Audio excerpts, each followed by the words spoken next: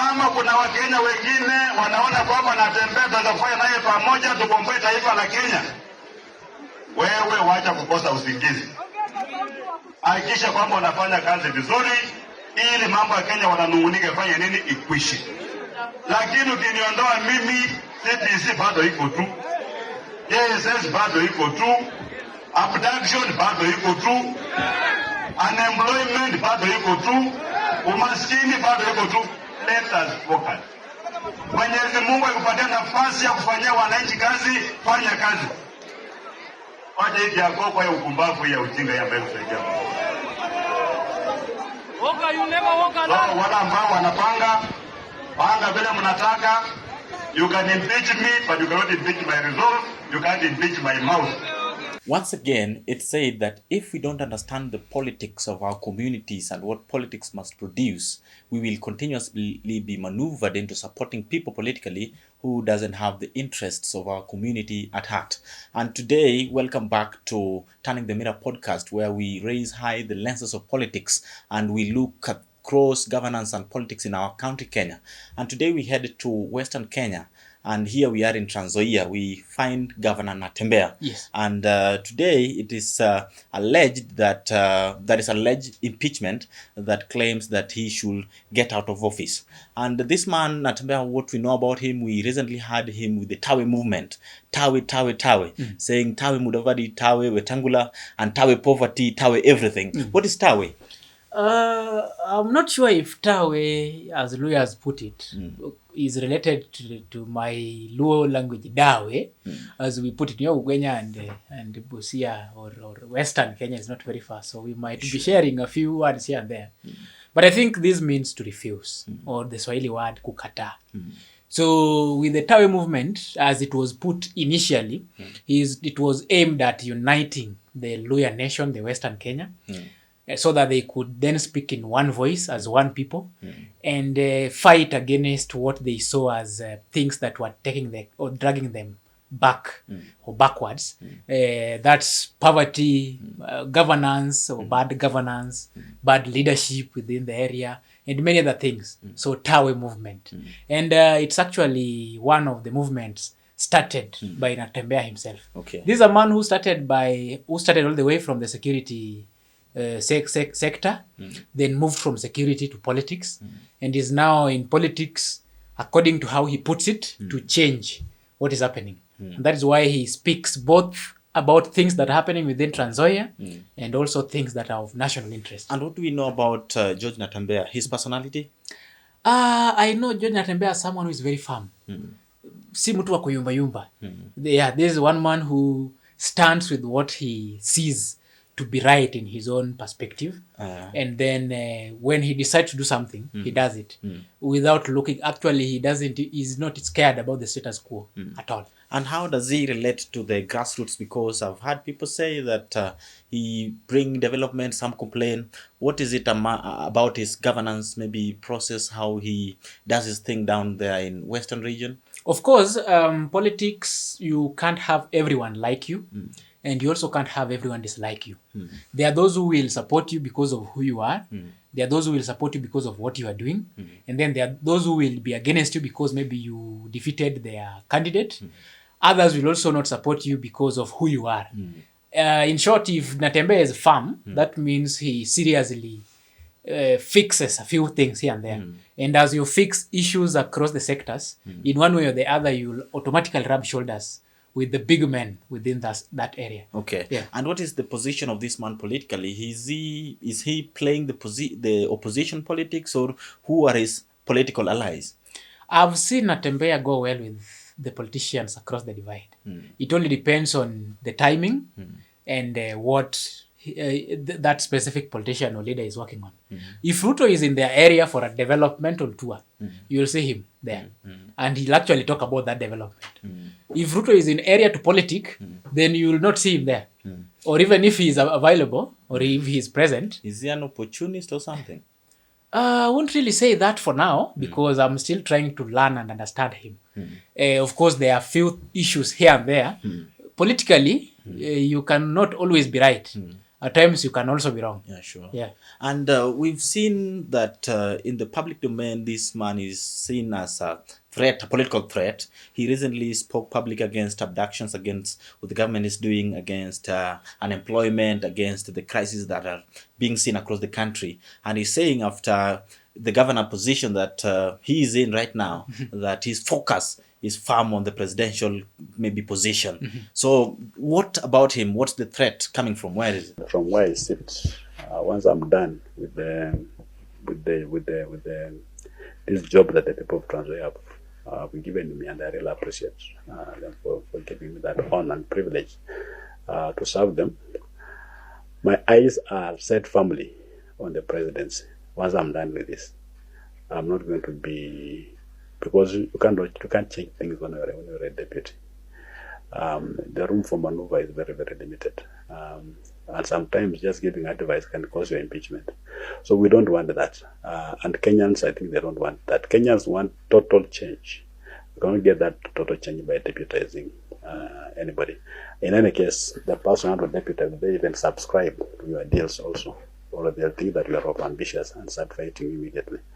We want to build a country where when you see talent, you don't kill it, but you support it. But here our political players are driven more by envy than anything else. But when they see a talented person, they want to ensure that they dim that light. We want to have a country where we all shine. Natembeya is a big force right now. And the love the people have for him keeps growing. And I want to believe that he's being loved across. It is not only lawyers. You realize that Natembeya, people talk about him even past the lawyer nation. And this is because he speaks about things that affect the Trans-Nzoians and also things that are of national interest. And that's why, and I told you, he challenges the status quo. Okay. The Tawe movement, as I look at it, in as much as yes, he can use that politically, he's also aiming it at ensuring that these big wigs in the politics of Western region are out of politics or out of power. Because remember, we have Wetangula, who is seriously powerful within Bungoma and the Bukusu as a community. Then we have Mudavadi, who is perceived as a force in the Western region, though I want to refute those claims. Because even the governor, Mudavadi's governor, comes from ODM. He's a member of ODM party. His MP at home is also not from his party. So that means he's not a force as people might perceive him. But the good thing with them, people normally say buy one, get one. So if you agree and manage to convince Mudavadi to your team, then Wetangula will automatically join you and vice versa. So Natembeya is trying to get rid of these kind of politicians and the old big wigs in the politics of Western Kenya. Again, he's trying to position himself as a possible successor to the president after finishing the 10 years that maybe the Trans-Nzoia people will have given him, if at all they elect him for the second term. Okay. So we've also seen him make friends across the country. And you remember people accusing him of supporting Gachagua. And then when he was answering to that, which again he gave an answer that is also convincing, when the government impeached Gachagua, it was them. It is them that had issues with Gachagua. The problems they brought maybe can be substantiated, maybe they cannot. And so whatever happened between government or Ruto and Gachagua, it doesn't matter to Natembeya. Because if at all today you are sent out of your home because you have issues with maybe your parents, that won't really make sense if now I stop talking to you because maybe you are sent out of, you see, because how I relate with you is different from how other people relate with you. So with that, I want to agree with the Natembeya that whatever happens or whatever happened is not so. So it's good to keep making coalitions and I see him doing that. Sure, that could be a mere political statement, but let's wait and see what will get to unfold. Back to the alleged impeachment. What are the reasons behind this impeachment, and what is the force behind pushing for his impeachment? Or is there something wrong with this governance or something? I don't really want to look at the impeachment as something that is coming from within Trans-Nzoia. as we've just said, Natembeya is a growing threat. He's a growing threat. And with time, he would be a big force if he continues to do whatever he's doing. And again, whatever the government should know is that the more you fight someone politically, is the more you build them. So the more they fight Natembeya, the more they are building him. So I want to believe that being looked as a threat would make him get impeached or make the government or whoever feels unsafe sponsor his impeachment. And so looking at it keenly, just recently in the burial of Wetangula's mom, we saw Natembeya speak against abductions, advise the government to look into the poverty, even telling the government to look around even just within Trans-Nzoia, and they would tell the level of poverty that the citizens are currently facing. Jambo la mwisho, Your Excellency, and I say this with a very heavy heart, for a leader to stand here and tell you kwamba people are abducting themselves and they're killing themselves, I think it's unfortunate. It's not for these hallowed grounds. Our children are getting lost, they're being abducted, wengine wanauawa. That's the position. We should not cover up the basic truth. Hata rais mwenyewe amesema kwamba utasimamisha hii maneno. Tunataka mambo ya abduction ifanye nini? Ikwisha tu. Because this Kenya is enough for us. Watoto wanatukana watu kwa mitandao. Hata mimi nikifungua my WhatsApp, my groups ambazo niko pale, for every 2 comments, every 10 comments, 8 of them ni matusi. Wanatukana vibaya sana. That one needs to change. But if it can't change, people should not be killed because of that. Ama kuwa abducted because of that. Apana. It's not enough. And in response, the majority leader of the National Assembly stood. And he told off Natembeya for calling off the government when it comes to abductions. I want to ask you, Governor Natembeya, you were commissioner the other day when hundreds of people were kidnapped, abducted and killed in Kerio Valley na wakatupwa mili yao hapa River Yala, wewe ukiwa regional commissioner Rift Valley. Kwani siku hiyo haukujua maisha ya wananchi ni maisha? Si tuambiane ukweli jameni? Tuambiane ukweli, tusiambiane. Sababu siasa mnazofanya, Governor Natembeya, nikwambie leo mchana dhahiri, siasa mnazofanya za kugawa watu kwa misingi ya ukabila, hizo siasa zimekoma na hautafaulu nazo. Yule aliyekuwa kiongozi wako wa siasa za ukabila, aliyekuwa naibu wa rais, huyo ndiye mwenye kupanga mambo ya abductions ili awekelee huyu William Ruto. Tunawajua, tunawaona mchana, tutawatangaza mchana hadharani. Na usifikirie unaweza kutuuzia uoga hapa sisi. Wakati muliua watu mkaweka River Yala, you are the regional commissioner actions murdering Kenyans. Wewe mwenyewe, shame on you. Shame on you. Shame on you. And I say again, shame on you, Governor. You cannot claim abductions when you are the key abductor and murderer of Kenyans under the previous regime. Na mzee Atwoli ananiambia alikupea pesa ukuwe governor. Wewe ndio ulifurusha watu Mau, ukiua mafamilia. Tunakujua, wachana na sisi bana. Kwa haya mengi, poleni sana. Munisamehe kidogo sababu saa ingine huko kwetu tunasemanga mshale ya usiku hurudishwa usiku. Ukileta siasa kwa hafla ya mazishi, tutakujibu hapa hapa. Kwenda katafute huyo mtu tulifurusha, mfanye siasa ya kugawa watu, siasa ya uchochezi, lakini mtafute nchi nyingine. Not this country. We are together as one people, one nation, under one flag, under one president, one speaker, and we are all united as the people of Kenya. We will not allow you to divide the people along ethnicity, on incitement, because you think ati wewe ni governor unakuja kujipiga governor kitu gani? Acha na sisi wewe. Akome asikome. Akome asikome. Wachochezi wakome wasikome. Wakome wasikome. Wamuache Ruto wasimuache. Na uheshimu huyu speaker wewe governor. Nimekuona mara mingi ati kila mazishi unaenda kutukana Wetangula. And you have no shame to even stand here and claim, oh, I have friends in this family. Fred is my friend. Tim Wanyonyi is my friend. If Tim Wanyonyi is your friend, Speaker Wetangula is a brother to Tim Wanyonyi. If Fred is your friend, Speaker Wetangula is a brother. Please respect people and we will respect you back. You know, you cannot clean the current abductions, Sure. Trying to talk about it and compare to the abductions that were happening in the previous regime. All of them are crimes and should be dealt with. Yeah, sure. So that is one case that I see as a possible threat and a possible reason for impeachment.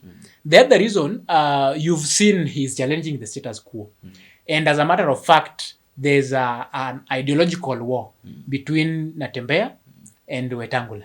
And that even manifested during this very event, the burial. And it is something that has been happening and growing. The same ideological problem is between him and Mudavadi.